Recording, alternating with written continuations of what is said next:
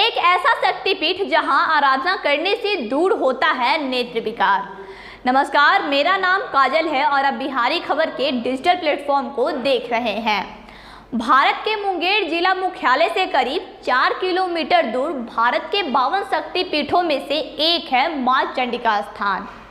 मान्यता है कि यहाँ सती की बाईं आंख गिरी थी।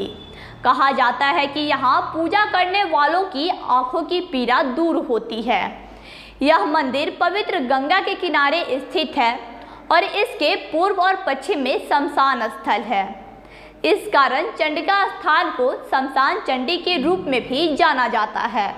नवरात्र के दौरान कई विभिन्न जगहों से साधक तंत्र सिद्धि के लिए भी यहाँ जमा होते हैं। चंडिका स्थान में नवरात्र के अष्टमी के दिन विशेष पूजा का आयोजन किया जाता है। इस दिन बड़ी संख्या में श्रद्धालु यहाँ पहुँचते हैं। मान्यता है कि इस स्थल पर माता सती की बाईं आंख गिरी थी। यहाँ आंखों के असाध्य रोग से पीड़ित लोग पूजा करने आते हैं और यहाँ से काजल लेकर जाते हैं। ऐसी मान्यता है कि यहाँ का काजल नेत्र रोगियों के विकार दूर करता है। चंडिका स्थान के मुख्य पुजारी नंदन बाबा बताते हैं कि वैसे तो इस स्थान पर साल भर देश के विभिन्न क्षेत्रों से आए मां के भक्तों की भीड़ लगी रहती है, लेकिन नवरात्र में माता चंडिका की पूजा का महत्व बढ़ जाता है।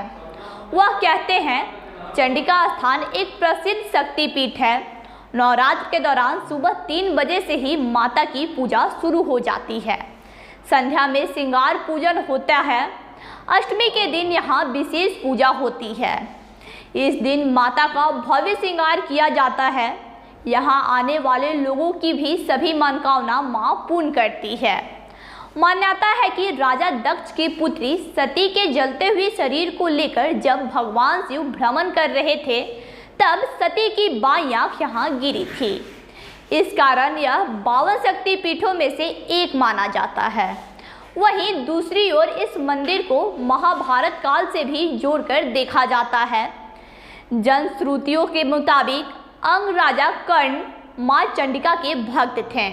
रोजाना मां चंडिका के सामने खौलते हुए तेल की कराह में अपनी जान दे मां की पूजा करते थे, जिससे मां प्रसन्न होकर राजा कर्ण को जीवित कर देती थी और 1.25 मन सोना रोजाना कर्ण को देती थी। कर्ण उस सोना को मुंगेर के कन चौराहे पर ले जाकर लोगों में बांट देते थे। इस बात की जानकारी जब उज्जैन के राजा विक्रमादित्य को मिली तो वो भी नकली भेष बनाकर अंग पहुंच गए। उन्होंने देखा कि महाराजा कर्ण ब्रह्म मुहूर्त में गंगा स्नान कर चंडिका स्थान स्थित खौलते तेल की कराह में कूद जाते हैं और बाद में माता उनके अस्थित पंजर को अमृत छिड़क कर पुनः जीवित कर देती है और उन्हें पुरस्कार स्वरूप 1.25 मन सोना देती है। एक दिन चुपके से राजा कर्ण से पहले राजा विक्रमादित्य वहां पहुंच गए। कराह में कूदने के बाद उन्हें माता ने जीवित कर दिया। उन्होंने लगातार 3 बार कराह में कूदकर अपना शरीर समाप्त किया और माता ने उन्हें जीवित कर दिया। चौथे बार माता ने उन्हें रोका और वर मांगने को कहा। इस पर राजा विक्रमादित्य ने माता से सोना वाला थैला और अमृत कलश मांग लिया। माता ने दोनों चीज देने के बाद वहां रखे कराह को उलट दिया और उसी के अंदर विराजमान हो गई। मान्यता है कि अमृत कलश नहीं रहने के कारण मां राजा कर्ण को दोबारा जीवित नहीं कर सकती थी। इसके बाद से अभी तक कराह उल्टा हुआ है और उसी के अंदर माता की पूजा होती है। आज भी इस मंदिर में पूजा के पहले लोग विक्रमादित्य का नाम लेते हैं और फिर चंडिका माँ का।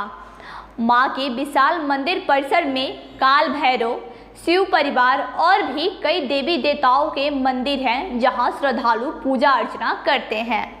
आगे की खबरों के लिए जुड़े रहें हमारे फेसबुक पेज और यूट्यूब चैनल से। धन्यवाद।